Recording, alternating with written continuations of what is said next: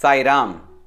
On the 6th of March 1971, coinciding with the 14th Independence Day celebrations of Ghana in the continent of Africa, a music program of epic proportions had been planned.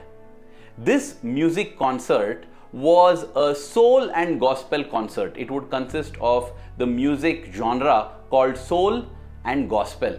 It was to be a dusk to dawn concert, meaning it will begin in the evening and go on till the early hours of the morning.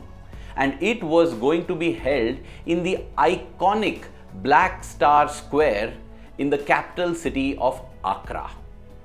For this, more than 100 musicians, well accomplished and top performing musicians of African origin had been invited. And most of these musicians were from the United States of America, where they had done big and were scoring high on the musical charts.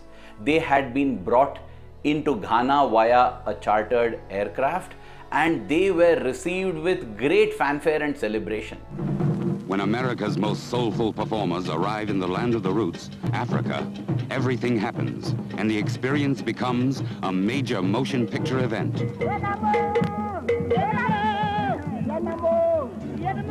Can you please tell me what is soul?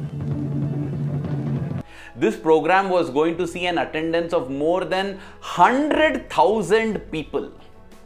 Dear brothers and sisters, this square today can seat about 30,000 people, but back in 1971, 100,000 people were expected to attend this concert. And this concert had been in planning for the past 4 years. In fact, it was possibly first conceived for the 10th Independence Day celebrations.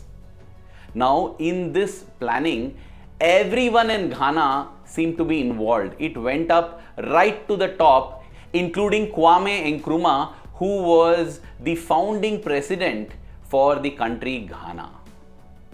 Not just this, a production house called Aura Productions was going to make a major theatrical documentary about this whole event via Cinerama film. Cinerama, the word, comes from a combination of cinema and panorama. This was an innovation back in those times, an immersive experience where a curved screen, it would actually be 3 screens, curved, in order to give an immersive experience. It was going to be shot for that, and Aura Productions had arrived there with a professional crew of more than 10 videographers from United States of America, United Kingdom and Africa, with all their expensive equipment. Equipment worth thousands and thousands of dollars had been brought for this music and for shooting this event. But then, as the music trade magazine Record World Records in its April 1971 issue, this event was hit by terrible disaster. One day before, that is on the 5th of March, a terrible storm of epic proportions, 100 miles per hour wind speed winds came and hit this Accra city, especially this venue which is along the seashore. And there, all the music equipment was stripped apart, the tents and the accommodations were ripped apart, and it looked like this would be a calamity, not just for the event but also the people involved.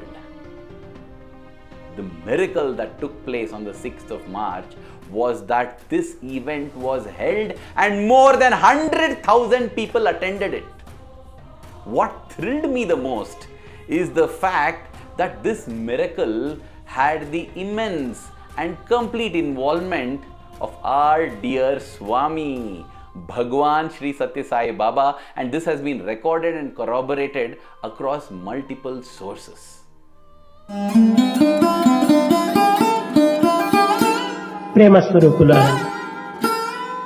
I have taken the story of this miracle from the February 1972 issue of the Sanathana Sarathi, where it has been penned by Mr. Richard Bock, or Mr. Dick Bock as he was commonly called.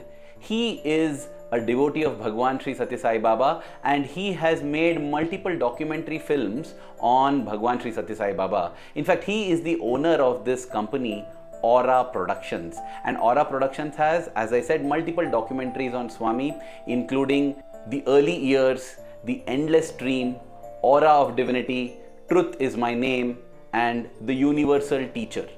All of these documentaries have been produced by Mr. Richard Bock, and he, along with his wife, Mrs. Janet Bock, was at the venue in Accra in Ghana to cover this whole event.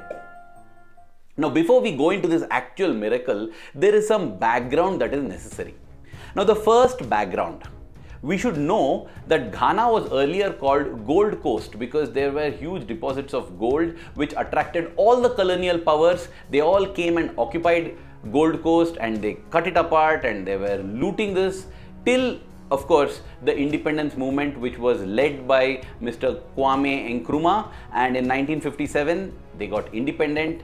And in order to remove all traces of this colonial rule, the name of Gold Coast was changed to Ghana in honor of the Kingdom of Ghana that had ruled earlier.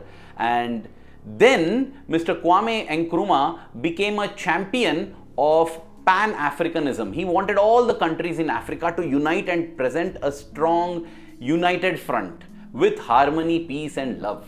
He's also the founding member of the Organization of African Unity. So all of this is what spurred him and many others from around the world to organize this concert. As I said, for more than 4 years this had been in the pipeline and in the planning, and therefore musicians, especially the soul and gospel musicians of African diaspora, of African origin from around the world had been invited. Let me just give you a brief list of these names and you will know what a mighty ensemble this was. Wilson Pickett, one of the biggest soul stars of the era. Ike and Tina Turner, the electrifying husband and wife duo. Carlos Santana with his legendary Latin rock band Santana. Roberta Flack, the acclaimed singer-songwriter on the verge of international superstardom at that point in time.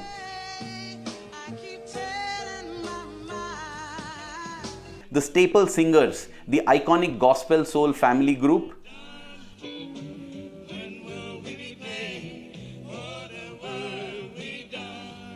Les McCann, internationally renowned jazz pianist and vocalist.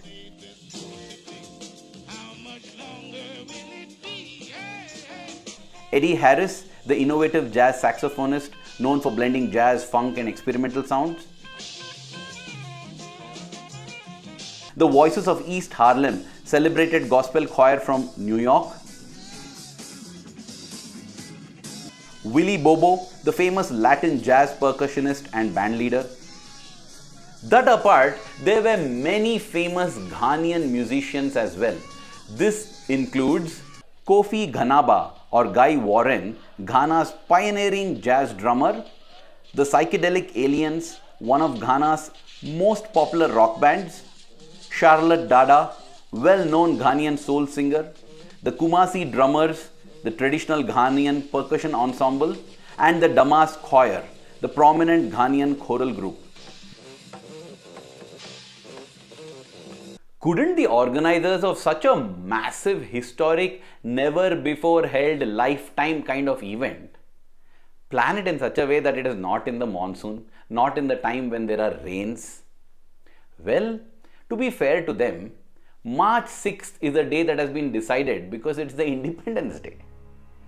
Also, March is not a month for these rains and storms. As I said, this event had been conceived from several years back, from 1966 onwards itself, and at that time, the climate of Ghana was such that March they would have absolutely no rain. But what had happened in 1966 was the inauguration of the Okosombo Dam. Now this Okosombo Dam, which is a hydroelectric project, created Lake Volta. If you go in the map and see to the north of Accra, you will see this Lake Volta. This is a huge lake. In fact, it is the world's largest man-made lake and it spans across, hold your breath, 8,500 square kilometers or 3.5% of Ghana's territory. Such a huge water body that has formed to the north of Accra, and this resulted in the change of climate for Ghana itself. Imagine, this is what changes happen because of man-made structures. It changed the climate of Ghana itself and began to lead to storms and rains and thunder showers during March. This is the second background that has to be kept in mind. Now we are in a better position to appreciate the sequence of events that took place as penned by Mr. Richard Bock in the February 1972 issue of the Sanathana Sarathi. The whole team, everyone included, had arrived almost a week earlier in order to plan and prepare for this massive concert. But from day one itself, it was gloomy weather. The clouds went from white to grey to dark grey to light black to dark black. 6 days they have seen absolutely no sunshine at all at Accra. And they are planning and going ahead with their preparation, just hoping that rain doesn't become a literal dampener for this whole event. There is this massive 26-story arch in the Black Star Square, on top of which Mr. Richard Bock and his wife Mrs. Janet Bock were standing and completing the final part of setup. That time in the distance, they see these huge ominous black clouds rushing towards them at great speed. As he records, they were coming at speeds of nearly 100 miles per hour. And the winds came, the water came, they just ripped apart the whole area, ripped it apart. They had set up huge stacks with speakers so that 100,000 people have to listen. The storm came and plucked out speakers from the stack and threw them as if they were particles of dust. The stage that had been set up, it was a massive stage, 50 feet wide and almost 100 feet long. This stage with all the equipment was totally devastated. People were running all around helter and skelter in order to protect the equipment, in order to keep everything standing. What do you do when such dark clouds fill the skies? The song goes, right? When dark clouds fill your skies, hiding sunshine from your eyes, say his name, see his form, hold on. That is what the Bocks did. There on top of that arch, they knelt down and prayed to Swami, saying Sai Ram, Sai Ram. There is nothing else they could do. At first, their prayers were for the success of the event. They were praying that this event should be salvaged and this storm should quickly pass so that next day they could have the event. But as the fury of the winds hit them, they changed their prayer. Whether or not we can hold this concert, Swami, let all the equipment, let everything that has been brought in, it is worth hundreds of thousands of dollars. Let us be able to save them. But then when the actual fury they got to know, they just began to pray for the safety of themselves and everyone around. Let the people be safe. Let no musician, let no technician, let no crew member face disaster or death. Such was the fury of the storm. And even as they prayed, unbelievable, the storm lasted for about half an hour to an hour. And as their prayers grew intense, and finally when they were on the verge of break point, the storm also broke. It stopped as abruptly as it had started. Quickly they got down from the arch, they got all the people together and they rushed back to the safety of their hotels, because once again if such storm comes, they didn't want to damage their own bodies or lose their lives. And the prayers continued in the hotel. The miracle of the Lord. There is nothing impossible for Swami. The next day morning, for the first time in the week, the sun rose. The sun rose in all magnificence and just banished away all the clouds. They rushed back to this square in order to check upon their equipment. They were hoping that at least half of them would be functioning so that they could salvage this concert. Much to their delight and amazement and incredulousness, every piece of equipment that had got scattered which they collected was working. They literally poured out water from the speakers, wiped it with a cloth and plugged the speakers in. The speakers were working. All the musical equipment, all the electrical equipment, all the speakers, everything working 100%. That evening, even as the concert began, the last black cloud moved away. The concert was a big hit.